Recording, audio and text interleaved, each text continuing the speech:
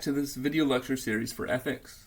In our previous video, we looked at some of the major themes we would be examining in this course, some of the most important philosophical questions that philosophers ask in the area of ethics. And in this video, we're going to dive into a little bit, what is the method that philosophers use to answer these questions?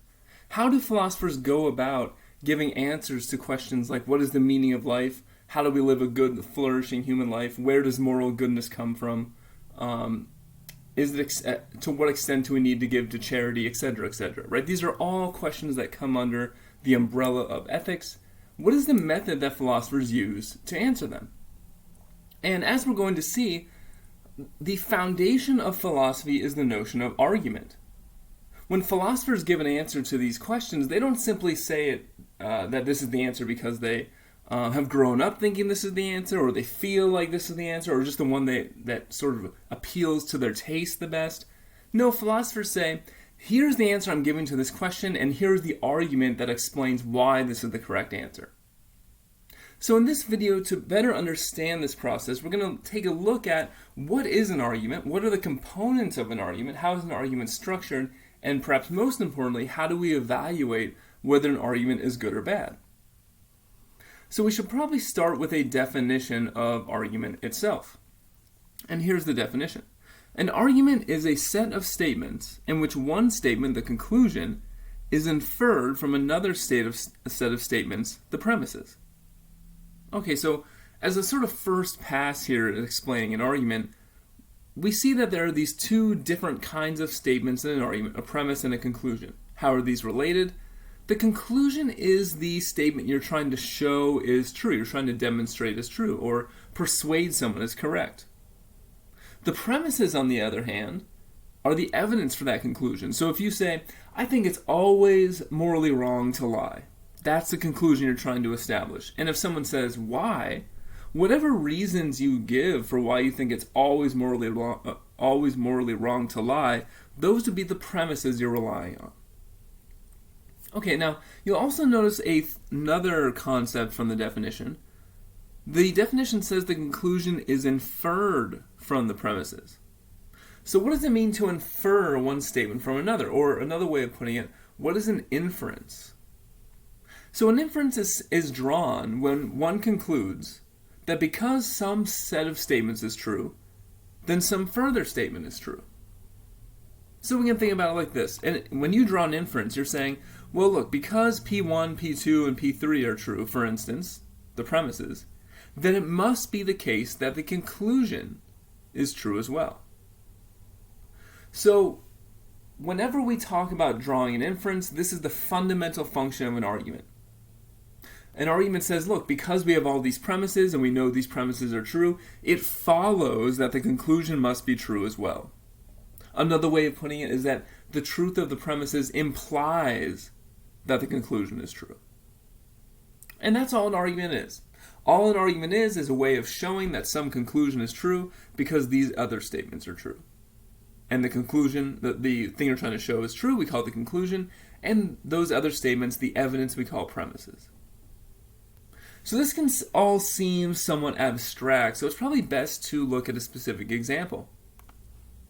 So I want to look at this example of this argument, and just up front I should tell you this is a very bad argument. It's not an argument you want to emulate in your reasoning.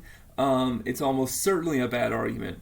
But the reason I have it here is because it's going to help us do a couple things. First, understand the structure of argument, and also begin to identify what are all the ways an argument can go wrong. So let's read through the argument.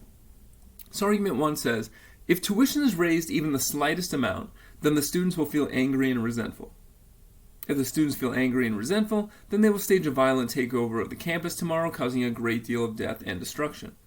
Therefore, tomorrow will be a peaceful day on campus. Okay, now you're probably already starting to think to yourself the reasons why this is not such a great argument. But first, let's break down its structure. So I've labeled the sentences for our convenience 1, 2, and 3. And when you're trying to understand the structure of an argument, the first question to ask yourself is, what is the conclusion? You should start there. When you're doing one of the readings in this class, you're trying to break down an argument, first ask yourself the question, what is this author trying to show is true? Now in this case, this argument is attempting to show that statement 3, tomorrow will be a peaceful day on campus, is true. And what tips us off to that? It's not just that the statement comes at the end of the argument, right? Many times the conclusion will be stated at the end of the argument, but not always. You could state your conclusion up front. The argument could say, tomorrow will be a peaceful day on campus, and here's why, and then list the premises. One of the big things that indicates to us that this is a conclusion, in this case, is the word therefore. Therefore is one of many conclusion indicators in English. It's telling you that because of what was said previously, what comes next will be a conclusion that I'm attempting to infer or show as true. And there are other words that do this, like hence, thus, consequently, right? So there's many words of that sort. Therefore is a common one. So we know that 3 is the conclusion, and that means that statements 1 and 2 are the premises. So we can understand the inference of this argument as the following. Because 1 and 2 are true, therefore 3 must also be true. So that's the structure of the argument. But as I said, this is not a good argument. This is in fact a very bad one. So what are all the ways in which it goes wrong? Now this is not a terribly difficult question to answer because this argument actually goes wrong in every way an argument can fail, and I'll show you this. So the first error that the argument commits is, let's take a look at premise 1, statement 1. If tuition is raised even the slightest amount, then the students will feel angry and resentful. Now it seems very likely that 1 is in fact false, because I can imagine amounts that tuition could be raised that wouldn't cause students to feel much of anything. So for instance, if tuition was raised by just a single penny, then it's very unlikely that students would even notice or care. And if the students didn't notice or care, it's very unlikely they'll feel angry and resentful. So the first error is that the first piece of evidence, the first premise that is being used, is false. So that's one major problem with the argument, because if we need statement 1 to get to statement 3, then the fact that statement 1 is false sinks the argument. But let's also take a look at statement 2. I'll say even if 1 was true, what about 2? If the students feel angry and resentful, then they will stage a violent takeover of the campus tomorrow, causing a great deal of death and destruction. Now this might seem a little more plausible, because certainly violence, takeovers, and death and destruction can occur when people feel angry and resentful. But it's not always the case. I'm sure there's been plenty of times when you felt angry and resentful in your life and you didn't take any violent action. So again, the second premise, the second piece of evidence for this conclusion also seems it's likely to be false. And so that's a pretty big problem. First of all, both premises, both pieces of evidence marshaled in favor of the conclusion by this argument, both seem quite likely to not be true, and that's a serious problem. But the problems don't actually stop there. Consider a third error. So I want you, despite what I just said, I want you just to imagine to yourself that 1 and 2 are true. Another way of thinking about it, just assume that 1 and 2 are true. Right? Assume that if tuition went up even the slightest amount, then students will feel angry and resentful. Assume that every single time people feel angry and resentful, it always causes death and destruction. Assume that was true. Does that get us all the way to 3? That tomorrow will be a peaceful day on campus? Well, no. In fact, even if 1 and 2 are true, it seems like 3 is the wrong conclusion to draw. The correct conclusion to draw would be something, it would seem like, tomorrow's going to be a horribly violent day on campus. And so, what does this show? This is a different sort of error. Because remember, we're just imagining 1 and 2 are true, and now we found that 1 and 2 are not enough to get us to 3. In fact, they should get us to the opposite of 3, it would seem. They should get us to the claim that tomorrow's going to be a violent day on campus. So not only is the evidence of this argument bad, but the inference it makes is bad as well. 1 and 2 simply do not imply 3, or another way to put it, 3 does not follow from 1 and 2. And there's even another reason why this is the case. Look at 1 and 2. Both of them say if tuition is raised the slightest amount, if the students feel angry and resentful. Both of those are sort of hypothetical statements. They sort of pose a chain of events where tuition being raised causes anger and resentment, which causes death and destruction. So you can establish a hypothetical chain like that, but notice, in order for that to actually be the case, we would have to have a reason to believe that tuition is raised. But the argument never even claims tuition is raised. So all it's done is say, hypothetically, this chain of events could occur. But it doesn't even say that the first event in the chain has happened. So, again, 1 and 2 simply do not lead to 3. Even if 1 is true and 2 is true, that's not enough, that's not sufficient to get us all the way to the intended conclusion. And because that's the case, this argument just fails in every way an argument can fail. And we can make this more concrete. We can separate 2 different types of errors in reasoning. So I'll call one kind of error in reasoning is an error in evidence. So an argument commits an error of evidence when the reasons or premises it gives to establish its conclusion are false or unsubstantiated. So argument 1 committed 2 errors of evidence because the first premise and the second premise both seemed very likely to be false. So errors of evidence just have to do with the question, are the premises true? And unfortunately for that argument, they weren't true.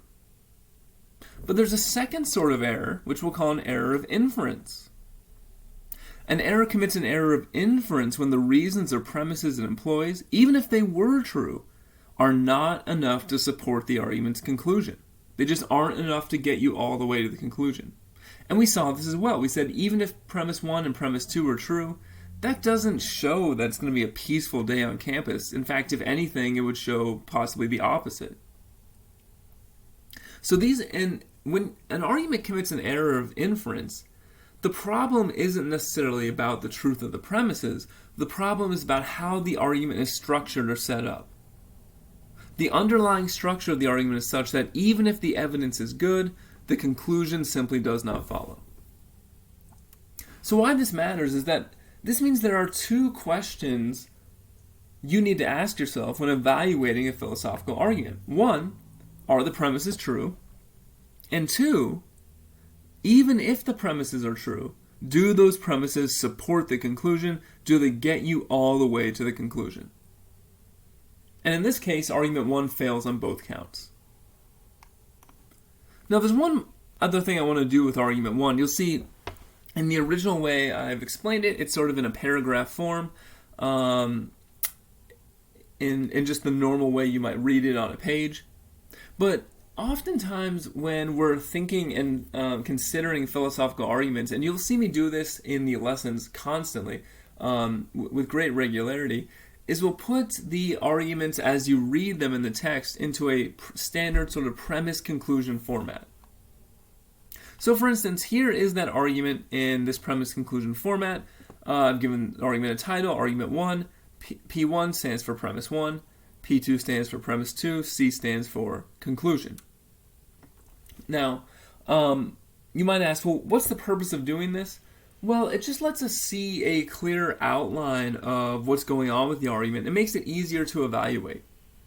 So when you see in this way, you can sort of ask yourself, okay, I've identified clearly what the premises are, P1 and P2. Are they enough to get to the conclusion? You can ask yourself that question. You can also focus in more schematically on one premise or the other.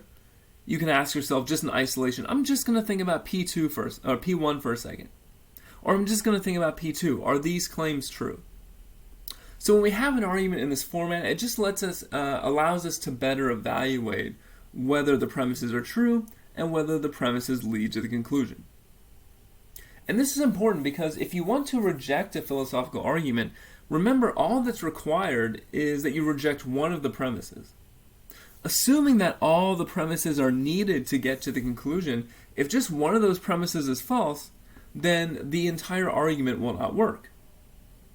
So if you can separate out the premises in this way, you can focus on them more clearly, and you can make a more precise criticism or evaluation of the argument.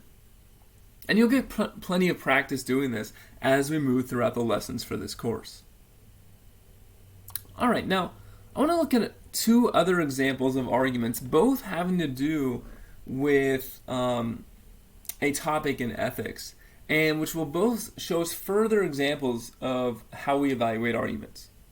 So let's look at a first argument here, a first example of these. So this argument is on the topic of lying, and it makes the claim that it's sometimes morally acceptable to lie. So what does the argument say? Everyone lies occasionally. Nobody can say they have never lied. Therefore, it is sometimes morally acceptable to lie. Okay, now, you'll notice a couple things. First, this argument just has one premise. It just says, on the basis of this one claim, because everyone lies occasionally and nobody has never lied, therefore, sometimes it's okay to tell a lie. So the question we should ask ourselves is this a good argument or not? And I would suggest to you that, in fact, this is not a good argument. And we should think about specifically why that is. If it's a bad argument, it has to commit at least one kind of error, either an error of evidence or an error of inference. So let's first ask the question about an error of evidence.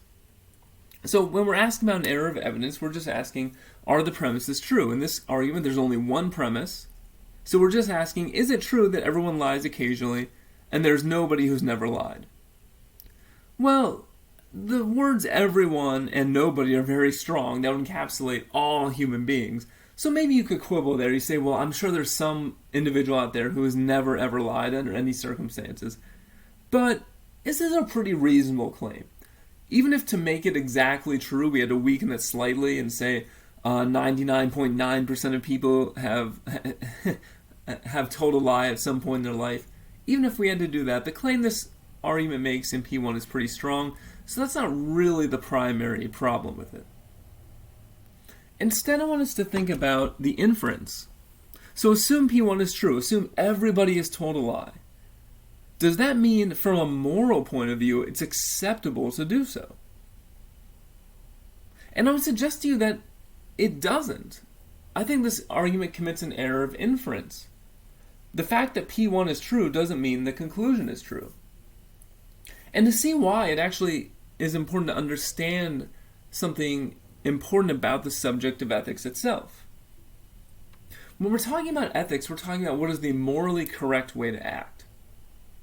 And when we're talking about the morally correct way to act, we can't just assume, we're not just talking about how people typically act, how they usually act, how they often act. We're talking about what is the correct way to act.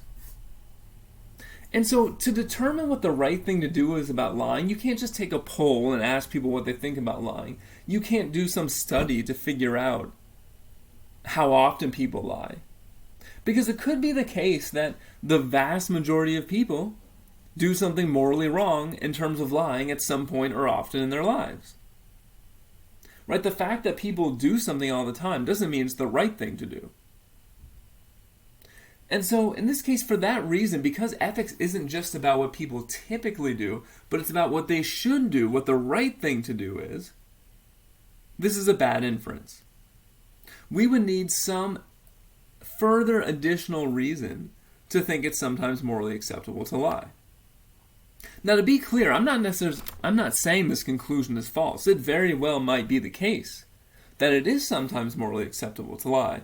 What I am saying, however, this is a bad argument for that conclusion. We would need some better reason, some better argument to think that it's okay to lie sometimes. So this argument commits what I've been calling an error of inference. Let's take a look at another example, calling this argument 3. Also about the topic of lying. P1. It is always morally wrong to commit an action that disrespects another person. Lying disrespects the person who is lied to.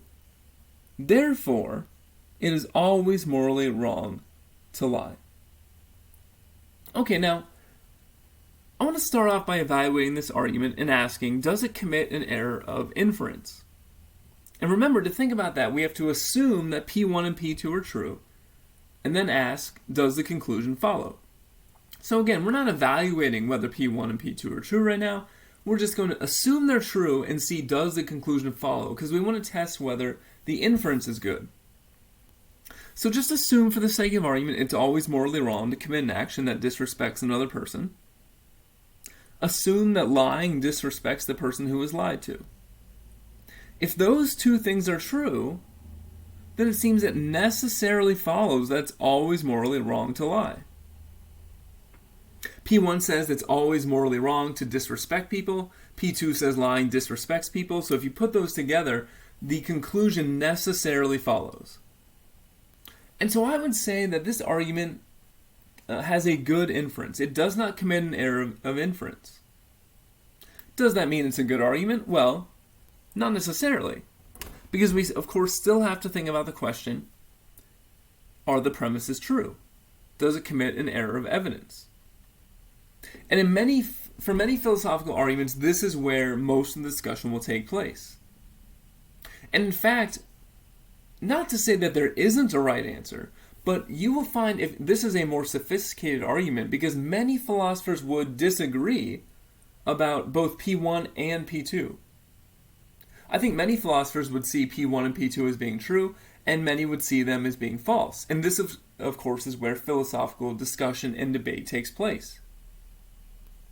So, I'm actually going to be interested, one of your discussion questions for this week is about this argument, whether it thinks it's a good argument, and I'll just leave you with a few questions to think about when you're asking, is P1 true and is P2 true? So look at P1. It's always morally wrong to commit an action that disrespects another person.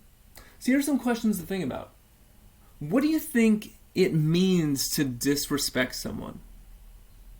Why is it wrong to show disrespect to someone? What is the harm of it? And is it even if you think it's wrong to disrespect people, is it always wrong to do so? Is it possible that sometimes there are other considerations that can outweigh disrespect?